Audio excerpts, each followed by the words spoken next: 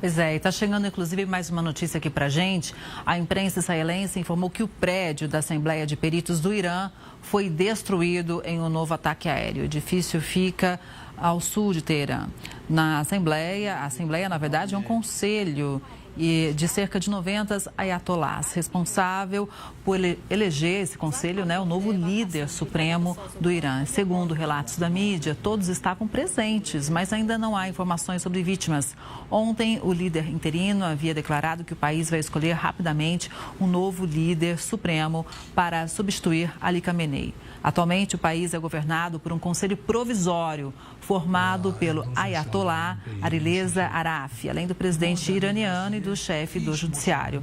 Entre os nomes cotados para líder supremo estão o filho e o neto de Ali Khamenei. A gente ainda não tem, obviamente, Marcos, um resultado desse ataque, né? A gente não sabe se pessoas morreram, mas como é que você avalia, um momento como esse conselho se reunir presencialmente?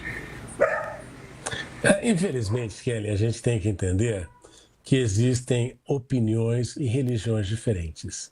E dentro do Islã, dentro da comunidade xiita, estes ayatolás têm ali uma função muito importante na vida espiritual dessas pessoas.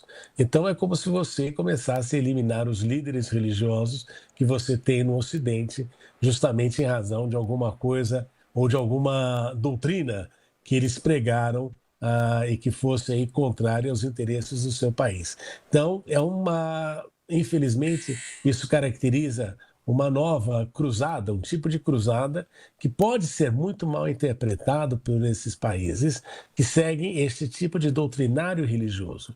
O grande problema, Kelly, é transformar estas lideranças, que para nós são radicais, mas transformá-los em mártires.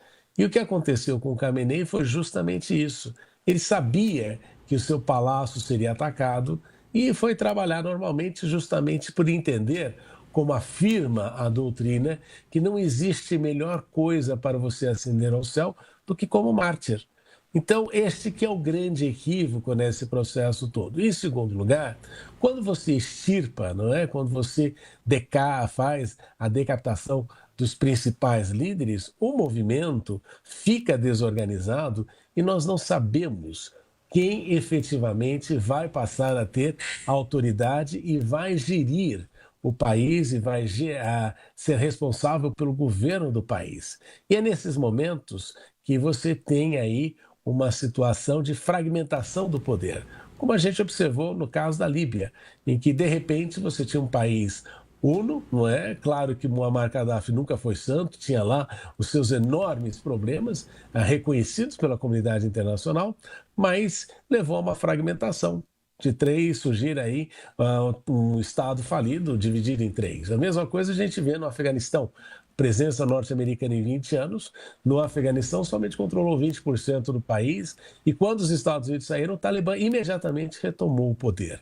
Então, a ideia de fragmentar o Irã, que é uma tentativa também do governo Netanyahu, tem um objetivo claro de que com esta fragmentação o país se tornaria mais fraco e com isso o Estado de Israel teria, em razão da bomba, em razão do apoio dos Estados Unidos, a possibilidade de se manter como uma potência hegemônica regional.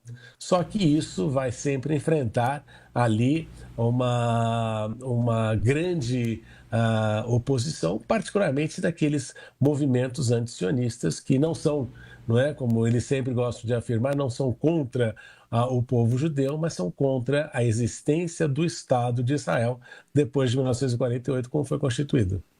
Professor, é sempre importante te ouvir, contar com a sua análise. Uma boa tarde e até a próxima. Eu que agradeço sempre pela oportunidade, Kelly. Um excelente dia para vocês. Igualmente, professor.